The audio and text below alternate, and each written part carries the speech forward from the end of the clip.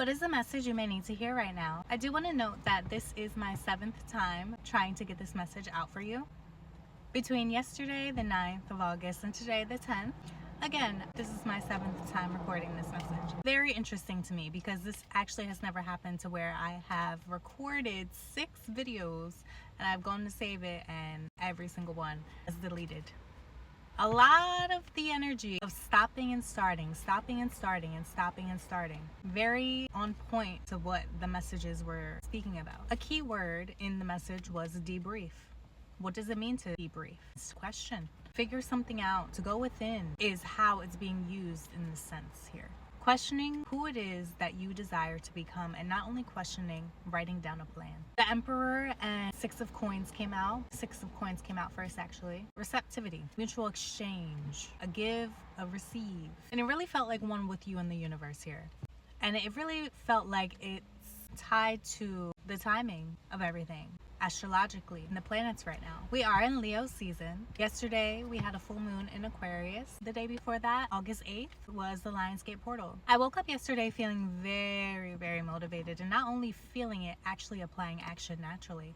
You know, I woke up early and I got a lot of things that I needed to get done. Simple tasks. I've had busy weekends up until yesterday, and I've been putting certain things off. That's collective.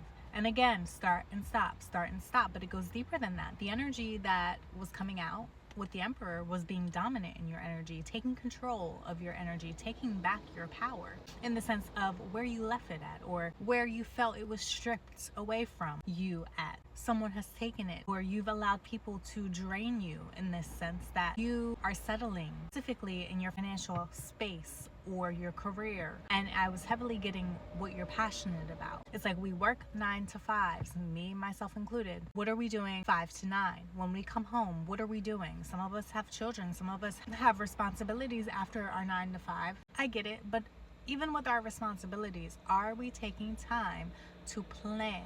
Then it comes the question of, are we okay with our 9 to 5? Are we okay where we've settled at in life? And if you don't know where you've settled, then you have to take a deeper dive into you and your own awareness, your self-awareness. But assuming that you are aware of where you settled at, or where you're just allowing life to happen to you or go by, or again, I'm not judging you, I'm with you here, collective energy. So I'm speaking to myself as well when I say this. Is there a business you want to start? Is there a certain routine you want to include on the daily? Is there a certain amount of days that you want to commit to exercising? Is there a certain day that you want to commit to meal prepping throughout the week? Is there a dietary plan, dietary restrictions that you're implementing in your life? Is there something that you want to improve? You're starting to wonder and get curious about how you take a deeper dive into your own self-improvement, your health, your overall life. You. Who is it that you want to be in this life? You are not someone who is meant to work the 9 to 5 forever. I can tell you that if you're watching me, collective. So now it's time to plan. You've been just getting by in the sense of not planning. But you have all these ideas. You are an artist. You are a muse. You are someone who inspires. You are someone who doesn't always play by the rules or unconventional. You're much smarter than you give yourself credit for. So let's implement what we've learned, the skill sets that we've learned throughout the years with our different jobs and careers. Take ourselves out of that mindset of only thinking that that's who we will forever be. Someone who works for maybe minimum wage or just a little bit more, but still somehow not enough to set you free financially for generations to come. The Emperor, the 6 of Pentacles, when you start vibrating and acting differently, when you start applying action in the sense of a simple task as maybe getting a journal and writing down your plan, short-term, long-term goals, and therefore taking a step further, not just writing it down, but then figuring out how to actually apply action to accomplish what your goals are, or at least start taking the steps to get towards your short-term and long-term, especially long-term goals. You must know where you're headed or you will forever be lost. And that's something that I also have to soak in as well. We have to get a little more serious about the direction of where our life is going and where it's already gone. 10 of Cups, because that's where we want to be. This is the ultimate goal. Self-mastery, emotional intelligence here, emotional fulfillment in many forms, in many ways, in the relationships that we're attracting in, not the ones that we chase, in the love that we're allowing, in the environments and the people and the friends and the mentors and the information that we're taking in. Everything wrapped up in one is self-love that we're going to give to ourselves by learning. You want to take a course, get certified? If that's what it takes, do it. So you can start a business, turn that side hustle into something more, finally stick and be consistent to a certain diet or meal prepping, exercising, committing.